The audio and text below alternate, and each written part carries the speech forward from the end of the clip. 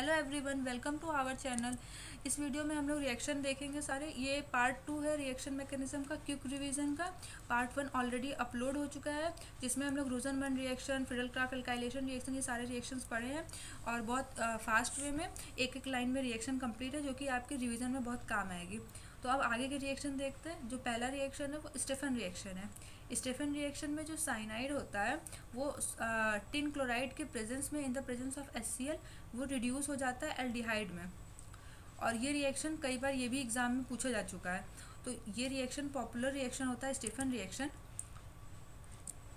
जो कि फिर एल्डिहाइड में कन्वर्ट हो जाता है, लेकिन उसमें भी हम लोगों को हाइड्रोलिसिस करना पड़ता है।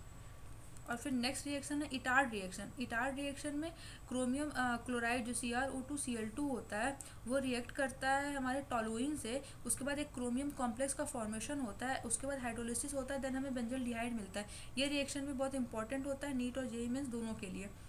और इटार्ड रिएक्शंस आपको याद रखना ज़रूरी है, एक बार ये क्वेश्चन में पूछा जा चुका है। नेक्स्ट क्वेश्चन देखते हैं Gattermann coach reaction. Gattermann coach reaction में भी बेंजोल्डिहाइड का ही फॉर्मेशन होता है, लेकिन ये जो होता है बेंजीन से डायरेक्टली हो जाता है कार्बन मोनोऑक्साइड और HCl के प्रेजेंस में। ये सब रिएक्शन के आपको मैकेनिज्म याद करने की ज़रूरत नहीं है, सब एक लाइन में अगर आपको रिएजेंट दिया है तो आप इसको कर सकते हैं।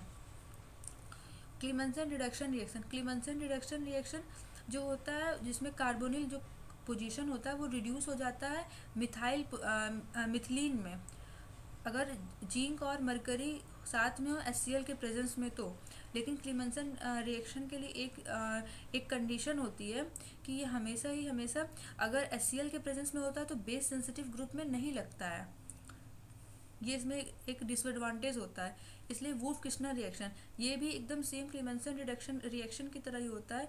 वुल्फ-किर्शनर रिएक्शन भी जिसमें कि कार्बोनिल कार्बन जो होता है कीटोन वो कन्वर्ट हो जाता है मिथिलीन में। Next reaction aldol condensation reaction. इसकी भी वीडियो प्लेलिस्ट में ऑलरेडी अपलोड है पूरे मैकेनिज्म के साथ। इस मैकेनिज्म को भी आप देख लीजिए, इसमें भी अच्छे से दिया हुआ है, लेकिन उस वीडियो को देख लेंगे तो उसमें और अच्छे से एक्सप्लेन किया गया है। ये तो क्विक रिवीजन है तो इसमें शॉर्ट में एक्सप्लेन किया गया है। और ये क्रॉस एल्डोल कंडेंसेशन सेम होता है एल्डोल की तरह ही, बस डिफरेंस ये होता है कि इसमें दो डिफरेंट एल्डिहाइड हम लोग लेते हैं।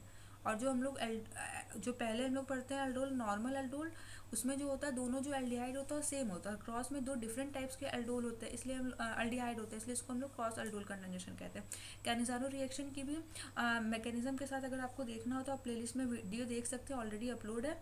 और कैनिज़ारो उस कंपाउंड में होता है जिस कंपाउंड में एल्डिहाइड में अल्फा कार्बन ना प्रेजेंट हो, अगर अल्फा हाइड्रोजन ना प्रेजेंट हो, क्योंकि अगर अल्फा हाइड्रोजन प्रेजेंट है तो वो एल्डोल कंडेंसेशन करेगा, क्योंकि दोनों का जो रिएजेंट होता है वो सेम होता है, वो कंसनट्रेटेड बेस के प्रेजेंस में होता है। कैनिज़ारो रिएक्शन भी बेस के प्रेजेंट में होता है, एल्डोल भी जो होता है बेस के प्रेजेंस में होता है। तो कैनिज़ारो रिएक्शन होने के लिए ये कंडीशन होनी ज़रूरी है कि अल्फा हाइड्रोजन नहीं होना चाहिए। नेक्स्ट होता है टॉलरेंस टेस्ट। टॉलरेंस टेस्ट तो लैब में पॉपुलर आप लोग यूज़ किए ही होंगे हमेशा ही टॉलरेंस टेस्ट। तो टॉलरेंस टेस्ट तो ज़्यादातर लोगों को पता ही होगा कि एल्डिहाइड को जो होता है वो एल्डिहाइड के साथ रिएक्शन करता है, और ये यहाँ पे जो होता है कार्बोक्सिलेट का फॉर्मेशन करता है, और आपको सिल्वर मिरर का टेस्ट मिलता है, सिल्वर आपको प्रेसिपिटेट मिलता है। और इन द प्रेजेंस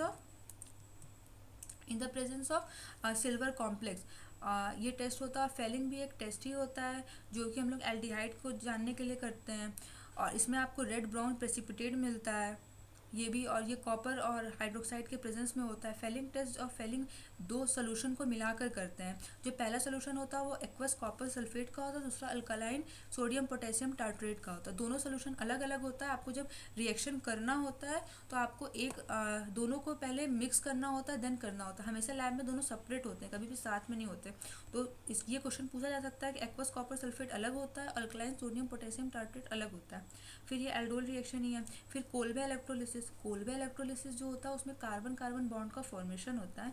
अगर कोई एसिड ग्रुप है, फॉर एग्जांपल सोडियम एसीटेट है, और उसका हम लोग इलेक्ट्रोलिसिस करते हैं, इलेक्ट्रोलिसिस मतलब इलेक्ट्रिसिटी सप्लाई कर रहा है in the presence of water, तो हम लोगों का कार्बन डाइऑक्साइड रिमूव हो जाएगा और कार्बन कार्बन के बीच में बॉन्ड फॉर्मेशन हो जाएगा। यहाँ पे अगर सोडियम एसीटेट की जगह यहाँ पे इथाइल ग्रुप लगा होता है, मीथेन की जगह, मिथाइल ग्रुप की जगह, तो यहाँ पे ब्यूटेन बनता है। मतलब कि जो दो मिथाइल दो कार्बन होते हैं उनके बीच में बॉन्ड फॉर्मेशन होता है।